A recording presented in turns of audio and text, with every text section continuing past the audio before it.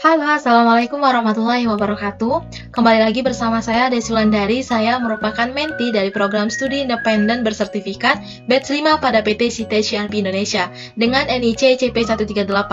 Dan saya juga merupakan mahasiswa dari Politeknik Negeri Sriwijaya dengan program studi D4 Akuntansi Sektor Publik.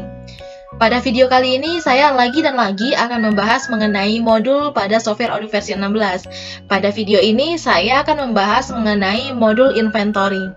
Modul inventory atau persediaan adalah modul yang didesain khusus untuk membantu bisnis mengolah persediaan barang dengan lebih efisien, dengan cara mengotomatiskan berbagai aspek manajemen persediaan, termasuk penerimaan barang, pengiriman barang, perpindahan stok, serta perhitungan persediaan secara real time. Lalu kenapa sih sebuah perusahaan ini harus dianjurkan untuk menggunakan modul inventory ini? Karena seperti yang saya jelaskan tadi bahwa modul inventory ini adalah untuk mengotomatiskan berbagai aspek persediaan. Jadi jika sebuah perusahaan menggunakan modul inventory, setiap proses pengolahan persediaannya akan dilakukan secara otomatis. Namun jika tidak, biasanya perusahaan akan menggunakan cara manual. Nah, cara manual ini dianggap tidak efektif dan tidak efisien. Contohnya, dalam pencatatan mereka melakukan secara manual, baik pencatatan barang masuk, persediaan barang masuk maupun persediaan barang keluar.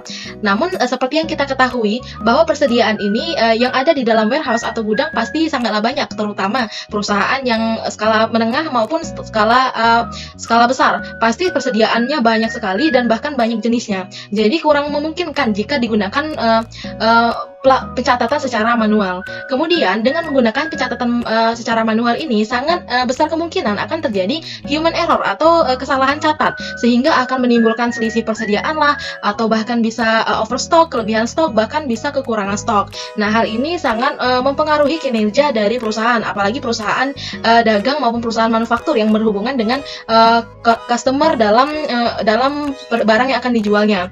Nah, selanjutnya dengan modul inventory ini sebagai solusi bagi perusahaan yang menggunakan sistem manual bisa menggunakan modul inventory ODO ini karena bisa mengotomatiskan persediaan produk.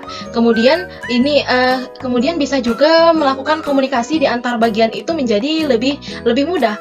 Misalnya yang berkaitan dengan modul inventory ini adalah pastinya bagian penjualan atau sales atau bagian purchase, kan mereka sangat membutuhkan informasi dari ketersediaan stok. Jadi ketersediaan stok atau persediaan. Jadi dengan menggunakan modul inventory, komunikasi ini akan mudah karena bisa dapat diakses di dalam ODO. Nah, kemudian modul inventory ini menyediakan banyak sekali berbagai fitur. Di antaranya ini merupakan kegunaan dari fitur inventory tersebut. Yang pertama, ada pencatatan barang masuk dan barang keluar. Seperti yang saya sebutkan tadi, dengan menggunakan fitur inventory, barang masuk maupun barang keluar akan dicatat secara otomatis. Jadi tidak lagi menggunakan secara manual yang dilakukan oleh karyawan. Nah, kemudian yang kedua yaitu pengolahan lokasi dan gudang. Nah, pada inventory ini ada yang namanya fitur create location, adalah untuk pengolahan lokasi, sementara yang untuk gudang ini ada yang namanya create warehouse. Jadi kita bisa membuat lokasi barang tersebut, kita bisa membuat gudang tempat barang tersebut. Nah, yang ketiga ada yang namanya penyesuaian stok dan pemeriksaan phishing. Nah, dengan fitur inventory ini, penyesuaian stok dan pemeriksaan phishing ini akan dilakukan penyesuaiannya itu secara otomatis. Nah, yang keempat ada pencatatan batch dan nomor seri. Nah, dengan menggunakan fitur inventory nanti akan ada yang namanya pembuatan barcode label. Nah, di sini setiap barang kita bisa buat barcode-nya, kita bisa buat nomor serinya, sehingga dalam mencarinya kita bisa melakukan tracking by serial number atau tracking by lot. Nah, itu sangat memudahkan sekali untuk kita mencari barang. Dari setiap barang yang banyak itu kita bisa mencari sebuah barang dengan menggunakan nomor seri atau barcode-nya. Nah, yang kelima, yang terakhir adalah manajemen persediaan dengan prinsip FIFO dan LIFO. Nah, seperti misal pasti orang akuntansi di sini tahu kalau FIFO dan LIFO ini merupakan pencatatan persediaan. FIFO ini first in first out dan LIFO ini last in first out. Nah, biasanya dalam pencatatan kartu persediaan atau stock of name itu biasanya kalau secara manual akan dicatat satu persatu saldonya, barang masuk, barang yang terjual itu akan dicatat satu persatu menggunakan metode ini. Namun dengan menggunakan metode modul inventory, kita bisa memilih saja prinsip mana atau metode mana yang akan kita gunakan, maka akan dilakukan pencatatan secara otomatis, sehingga itu sangat lebih efisien dan efektif untuk kita gunakan. Selanjutnya, nah di sini pembahasan saya ini akan fokus pada dua pembahasan fitur. Nah, yang pertama saya akan menunjukkan bagaimana cara melakukan create location atau pengolahan lokasi yang telah saya sebutkan sebelumnya. Nah, yang kedua ini ada partial sum transfer atau transfer parsial. Nah, akan saya jelaskan satu persatu kedua ini sebagai berikut. Oke, jadi kita akan mulai membahas mengenai fitur yang pertama, yaitu Create Location. Create Location atau lokasi ini berguna untuk mencatat tempat penyimpanan produk. Jadi kita bisa menyimpan produk dengan lokasi yang kita buat itu lokasi yang lebih spesifik. Jadi location ini merupakan bagian dari warehouse atau gudang. Jadi warehouse itu memiliki banyak sekali location. Location bisa berbentuk rak atau lantai atau lorong. Jadi misalnya kita ingin membuat sebuah location untuk penyimpanan produk. Jadi produk itu akan disimpan di rak apa, nomor berapa, itu akan ada nama locationnya. Nah, di sini saya akan menunjukkan bagaimana cara membuat location baru. Berikut adalah caranya. Oke, sekarang kita akan melakukan create new location atau menggunakan fitur location pada modul inventory. Nah, sebelum itu kita harus masuk dulu tentunya ke halaman Odoo menggunakan database, email, dan password. Nah, sebelum itu saya ingin memberitahu kalau saat ini saya sedang menggunakan Odoo SOD. Kenapa demikian? Video saya sebelumnya itu menggunakan Odoo SOL. Namun saat ini Odoo SOL saya sedang bermasalah. Jadi sebagai alternatif saya menggunakan Odoo SOD yang dimiliki mitra MACD saya. Nah, saya akan login menggunakan database name berikut dan email dan password yang akan saya isikan. Perlu diketahui tampilan dari Odoo SOD dan SOL ini sama saja ya teman-teman. Nah, kita sedang proses login. Oke, kita sudah masuk ke halaman Odoo. Nah, di sini kita akan masuk ke halaman inventory, modul inventory. Sebelum itu kalian harus mengaktifkan dulu modul inventory tentunya. Di sini kita tinggal klik apps dan pilih modul inventory untuk activate. Nah, karena saya sudah mengaktifkan modul inventory, saya langsung pilih saja inventory di sini. Nah, ini merupakan tampilan dari modul inventory.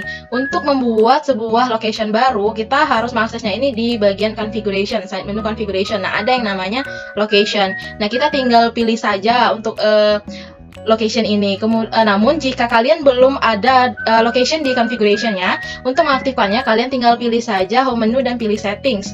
Nah, di settings ini kita pilih bagian inventory nantinya untuk mengaktifkan configuration location. Nah, ini kita masuk ke inventory. Nah, kita pada warehouse kalau tidak salah. Nah, ini kita centang bagian storage location. Kalau sudah centang, barulah nanti akan muncul di configuration. Nah, kemudian kita kembali lagi ke inventory. Nah, kita akan membuat location baru dengan klik side menu configuration, klik location. Nah, ini adalah beberapa location yang sudah dibuat. Di sini ada location name-nya, ada type-nya, ada nama company-nya. Nah, kini kita akan membuat location baru. Kita tinggal klik saja new. Nah, di sini akan ada formulir yang akan harus kita isi, mulai dari location name, parent location, yang akan kita isikan satu persatu. Nah, di sini kita location name. Nah, saya ingin membuat location name-nya ini misalnya sel 1. Nah, ini kalian bebas untuk mengisikan location name-nya, kemudian pilih parent location. Nah, di sini saya akan memilih parent location-nya itu di warehouse ya, di warehouse di stock. Ada banyak pilihan, kalian bisa pilih saja di sini WH stock, garing stock. Nah, di sini kita sudah isikan location name sama parent location. Kemudian kita isikan location type. Nah, di sini saya akan memilih internal location karena agar mempermudah saja ya, karena kalau menggunakan internal location ini nanti akan otomatis tercatat di jurnal. Sementara kalau yang lainnya itu tidak, seperti vendor location, view, customer location, inventory loss ini untuk barang yang mungkin barang yang diproduksinya hasilnya itu kurang baik. Kemudian untuk production ada transit location dan kita pilih internal location saja. Nah, di sini ada nama company. Nah, di sini ada is a scrap location. Kalau bukan barang yang scrap, kita jangan checklist ya. Ada is a return location. Kalau ini bukan tempat barang retur, juga jangan di checklist. Ada juga ini replenish location. Kalau bukan juga jangan di checklist. Ini tidak saya checklist karena bukan merupakan tempat barang tersebut. Di sini ada inventory frekuensi, bisa kalian isi juga. Nah, ini selesai, kita tinggal klik save. Klik save di icon awan di sini. Nah, di sini kita sudah berhasil klik save. Nah, kita ingin melihat nih apakah sudah ada di daftar tadi location yang saya buat.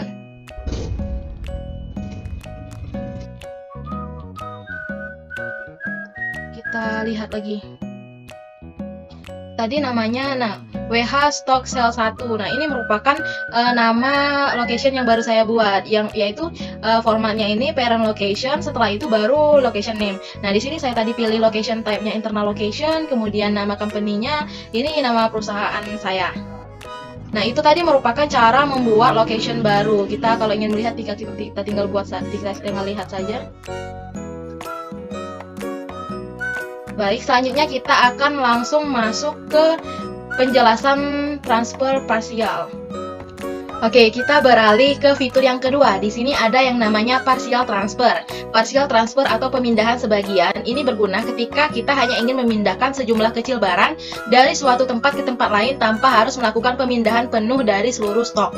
Nah, jadi pada partial transfer ini kita bisa mengidentifikasi barang yang ingin dipindahkan, jumlah barang yang ingin dipindahkan, dan melakukan pemindahan barang tersebut. Namun, partial transfer ini kita hanya akan memindahkan sebagian dari jumlah seluruh barang yang kita punya. Nah, selain itu, dalam partial transfer ini kita juga bisa menggunakannya pada saat melakukan konfirmasi penerimaan dan pengiriman barang. Kan pada saat itu akan ditanya jumlah barang yang dikirim atau yang diterima. Nah, jika barang tersebut kurang dari yang diinginkan, maka sisanya itu akan ditanyakan apakah dikirim terlebih dahulu sebagian, kemudian yang sisanya menyusul, atau akan dibatalkan. Nah, itulah yang disebut dengan partial transfer. Untuk menggunakan fitur partial transfer ini akan saya tunjukkan sebagai berikut. Jadi dalam menggunakan fitur partial transfer, kita bisa menggunakannya melalui dua modul. Yang pertama yaitu modul purchase, dan yang kedua yaitu modul sales. Nah, dalam modul purchase ini kita akan melakukannya pada dokumen purchase order, di mana kita akan membuat sebuah dokumen request for quotation terlebih dahulu, kemudian kita confirm, kemudian akan menjadi purchase order. Dan sinilah kita akan melakukan proses partial transfer terhadap vendor. Nah, sementara untuk modul sales, kita akan berhubungan dengan dokumen sales order, di mana kita membuat sebuah quotation dan menjadi sales order, dan ini akan proses partial transfernya ini akan terjadi antara kita dengan customer. Nah, di sini saya akan melakukan partial transfer ini pakai modul purchase saja. Sebenarnya sama saja untuk sales dan purchase, alurnya dan prosesnya itu sama saja, tapi bedanya hanya pada dokumen yang sudah saya sebutkan tadi.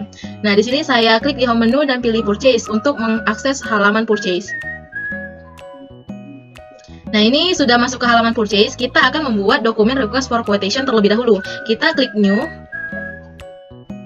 Nah, kemudian akan masuk ke halaman formulir yang akan kita isi dalam membuat request for quotation. Caranya ini sudah saya jelaskan ya di video saya sebelumnya tentang modul purchase. Nah, kemudian kita mulai saja isi. Di sini isi nama vendor, kita isi. Kita mulai masukkan produk. Di sini saya ingin memasukkan produk, ini bebas dulu ya teman-teman. Nah, kita tinggal masukkan quantity. Di sini saya akan memesan misalnya 20 unit, dan harganya ini kita satunya mungkin 140.000.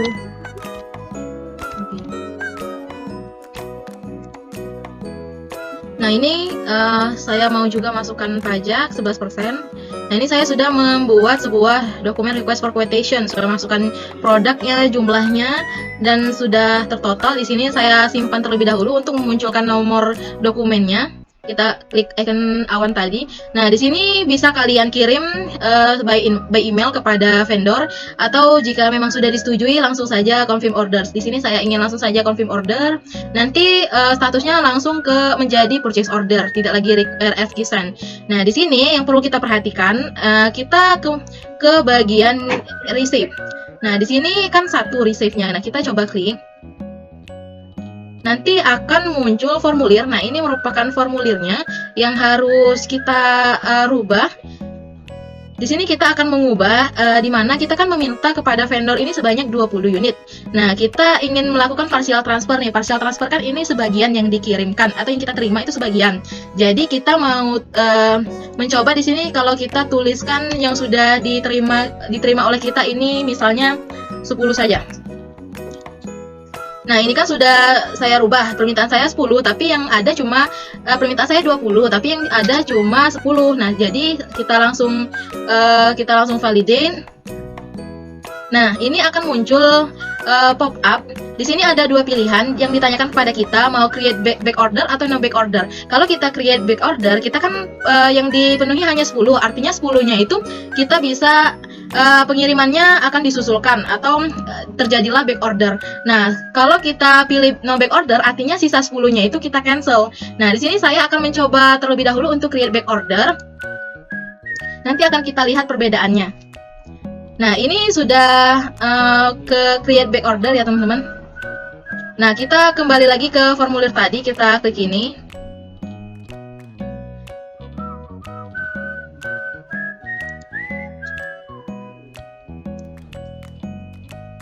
Nah, bisa kita lihat perbedaannya ini menjadi 2, resepnya menjadi 2. Kita buka, kita klik saja. Nah, ternyata ada 2 dokumen. Nah, dokumen yang lama ini, dokumen yang pertama tadi, kita klik ya. Nah, ini kita sudah terpenuhi 10, jadi di sini angkanya menjadi 10 dan sudah terselesaikan 10. Kita yang dokumen ini akan muncul dokumen yang baru kalau kita melakukan create back order tadi, kita buka. Nah, di sini kita masih ada permintaan 10 lagi yang merupakan susulan, namun yang belum selesai kan 0. Nah, di sini saya akan melakukan edit lagi. Bagaimana kalau kita yang sudah selesai dari 10 yang sisa ini misalnya hanya 5. Nah, kita validate lagi. Nah, akan muncul pop-up lagi. Sekarang saya ingin mencoba bagaimana kalau saya klik no back order. Artinya 5-nya akan dikirim, 5-nya di cancel. Nah, saya klik no back order. Nah, sehingga akan muncul lagi list di bawahnya. Ini yang pertama tadi kan permintaannya 5, jadi sudah terpenuhi 5. Nah, sisanya 5 namun tidak terpenuhi 0. Jadi ini di cancel, yang kedua ini di cancel. Nah, ini kalau kita mau lihat satu persatu, kita klik saja. Nah, ini akan muncul seperti ini, di mana statusnya ini menjadi down karena sudah selesai dan sudah terpenuhi, dan barangnya kita terima, kita close. Kita mau lihat yang kita cancel. Nah, ini statusnya kalau di cancel, nanti ada bacaan cancel seperti ini. Dan demand-nya 5, order-nya 0. Kita close lagi. Nah, sehingga kalau kita balik lagi ke yang tadi, nah maka dokumen yang baru tadi sudah selesai, statusnya sudah down karena dia nggak selesai karena 5-nya tidak ada lagi kewajiban vendor untuk mengirimkan kita karena sudah kita cancel. Nah, kita ingin lihat di inventory bagaimana stoknya. Kita kembali ke modul inventory. Kita klik reporting, kita klik stock.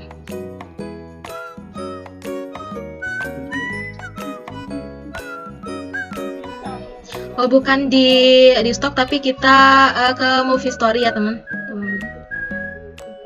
Nah, di sini ada history barang yang masuk. Nah, di sini kita tadi membuat sebuah purchase order untuk storage box produknya. Nah, di sini yang pertama kita masukkan 10 unit. Nah, di sini 10 unit, dan yang kedua yaitu 5 unit, dan sisa 5 unitnya tadi kita cancel. Ini bisa terlihat historinya. Baik, itulah cara melakukan partial transfer ya. Mungkin itu saja yang bisa saya sampaikan. Tadi saya sudah menjelaskan bagaimana cara membuat create new location, dan sekarang saya mempraktikkan bagaimana melakukan partial transfer. Mungkin itu saja. Semoga dapat mudah dipahami. Terima kasih. Wassalamualaikum warahmatullahi wabarakatuh.